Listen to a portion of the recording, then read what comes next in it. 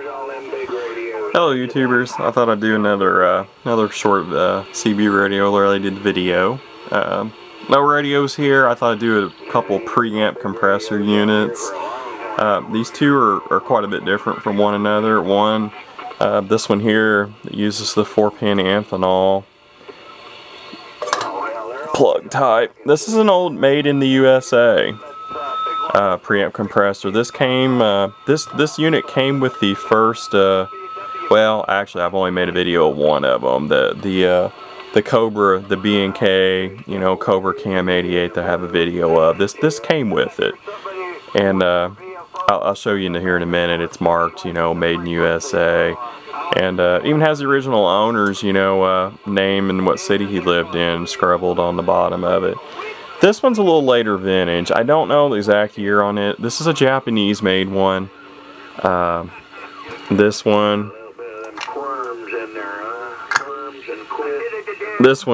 trouble. I got 38 lower side band listening to. Sounds like it's coming from northwest, west to northwest, and got some of our personalities here in the U.S. troublemakers on there. Anyways, back to the equipment. This one uses a 3-pin, you know, Uniden / Cobra style power cord.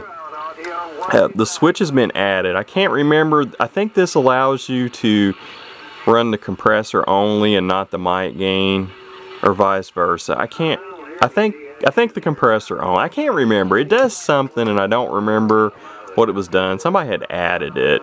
See on the front, it's got a variable for the compressor. You can actually turn it down to 0, and this is a regular mic gain here. On-off power. This little unit does work. I haven't played with it a lot. Somebody's repainted the top. This was originally black, but that's not the original finish. That's definitely a quickie spray paint job. You know, it's not the best in the world. I didn't even realize it's got the original label on the bottom. It's American Electronics branded, but as I said, it's made in Japan. It's a 95-335. I didn't even realize American Electronics, the company, was out of Greenwood, Indiana. Not terribly far, you know, from me. Next state over, basically. Well, it is next state over.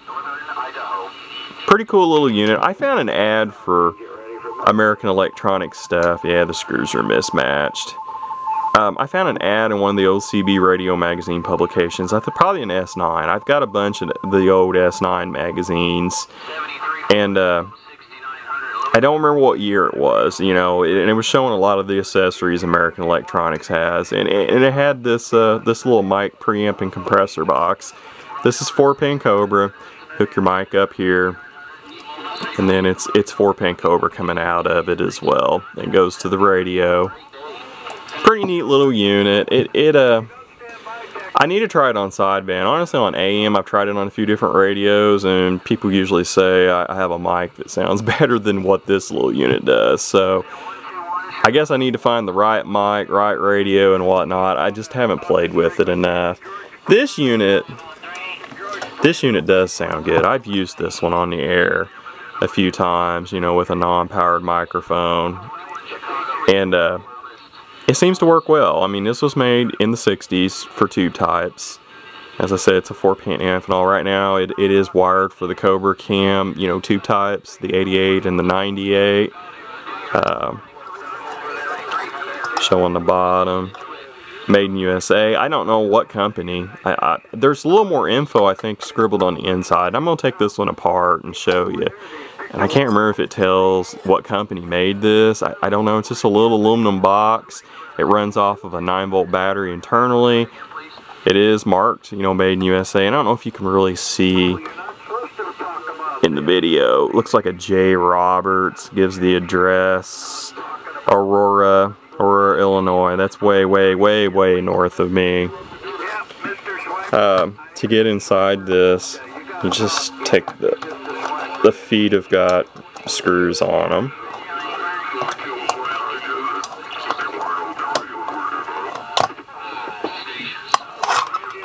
And then it just slides apart.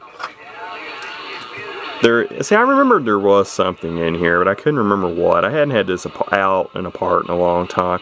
I don't know if that's a serial number or a model number. It says Mike's Radio and Television Service, 1433 West Illinois Avenue, Aurora, Illinois. And it is marked August 29th of 1966. I'm sorry. I'm reading that. I'm not looking at the LCD on the camera, so you probably can't even see it until I fixed it. That's what's on the cover. The inside's pretty, these are pretty simple units. I mean, the inside of the little American Electronics one's pretty simple too. I think it's got a little bit more going on than what this one has. There's your 9-volt battery connector. The battery will stand up in this holder that's back here. I honestly have no clue what is encapsulated in here, but obviously it's important. It's got an octal. I don't know if it's a, looks like an 8-pin, but I haven't counted them. I don't know if that 100% that's what it is. A few capacitors and resistors, some non-polarized, disc capacitors running off of it. This one might gain in compression. You don't have separate controls. There's your off position. And then basically as you turn it up, you turn both of them up. I guess it doesn't have as much controllability as the little Japanese unit, but I don't know. This one I like it better. It sounds better, one, and two, it's vintage American. It's I like the old Japanese and Taiwan. CB radio equipment, got nothing against it. There's a lot of extremely good equipment.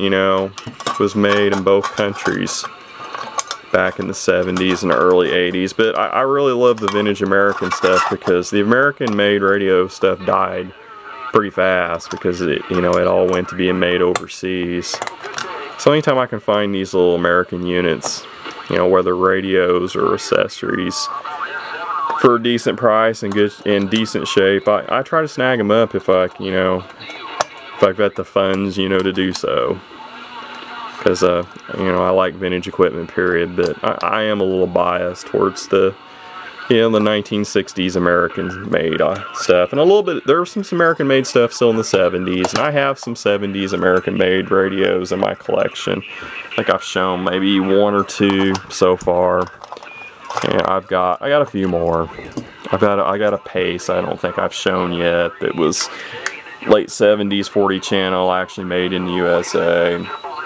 I think the Regency base I've already shown, that was made in USA, and it would have been a late 70s unit as well. Anyways, there you have it. I know they're not the most interesting items in the world, but I rambled on a lot longer about them than I'd really had wanted to.